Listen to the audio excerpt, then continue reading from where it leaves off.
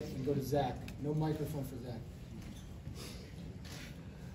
Mike, in the second half, your movement on and off the ball and in transition and in the half court was a lot more decisive. What do you think unlocked that decisiveness in the second half?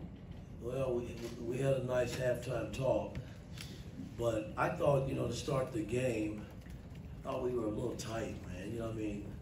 Guys not really familiar, first time, playing in front of a crowd.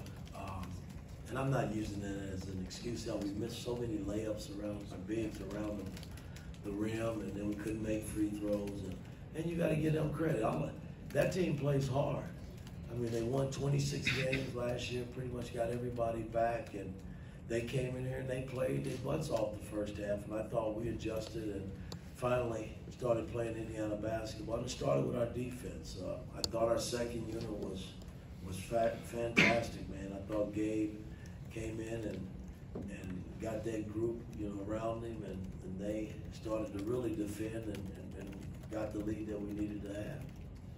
Zach in front of Mason. Mike, your length defensively, I imagine it's something that helps in the half court, but I think it's 26, 28 fast break points. Is that also something when you can get arms in passing lanes and you can just kind of quickly get the ball moving that can maybe get you guys running a little bit faster in transition this year? Yeah, that's been a big emphasis, in getting the ball out. And, the way we try to play is X is not always the guy that's got to lead the break.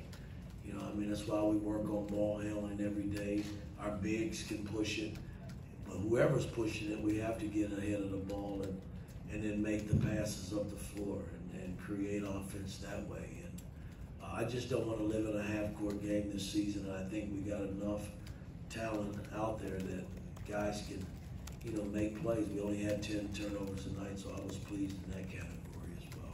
Mason in front and Jack. Coach, I know it's initial, but what did you see from Peyton Sparks' injury and kind of how is he doing right now? No, he's going to be fine. He's a tough dude, man. He'll be back on the floor, I'm sure, for Barony game. Jack on your left and Seth.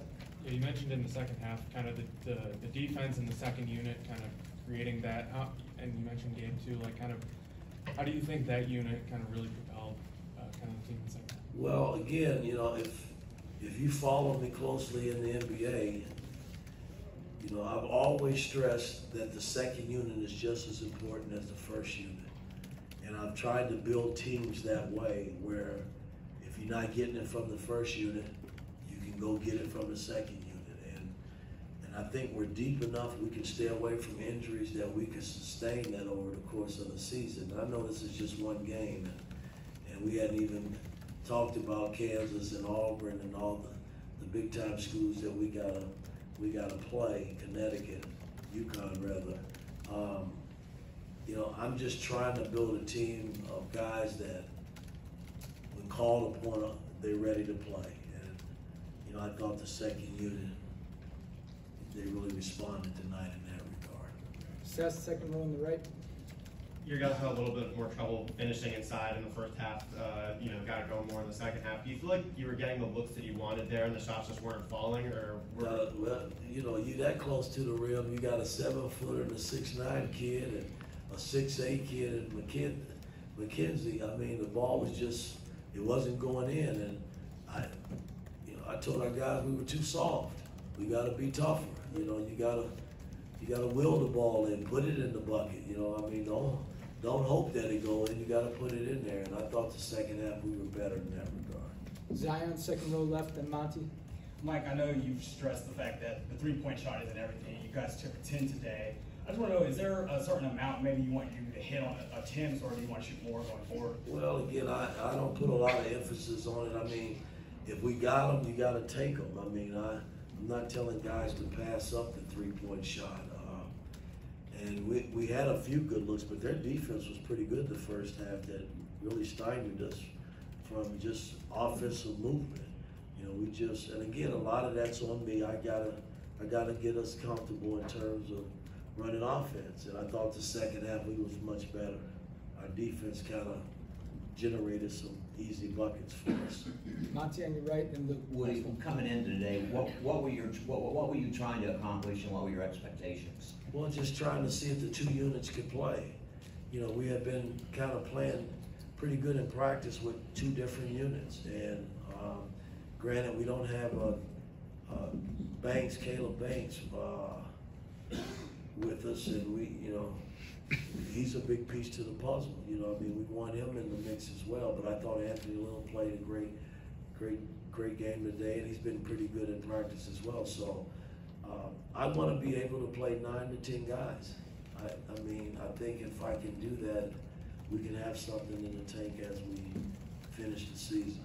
Luke on your right, last one.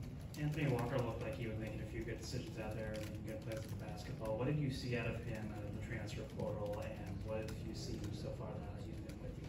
Well, we brought him on board because we thought, you know, he does a little bit of everything. You know, I had to get on him in one timeout because they were in the zone, and we threw it a couple of times to him, and he looked like he was hesitant, and then he came right back after me getting on him, and he responded with 2 buckets, you know, inside the zone. And I mean, he's been scoring and doing a lot of different things for us in practice, and I don't want that to go the other way. I mean, I brought him here to play, you know, and you know, what he did in Miami is behind him. He just gotta, you know, worry about what he's gonna do here for us.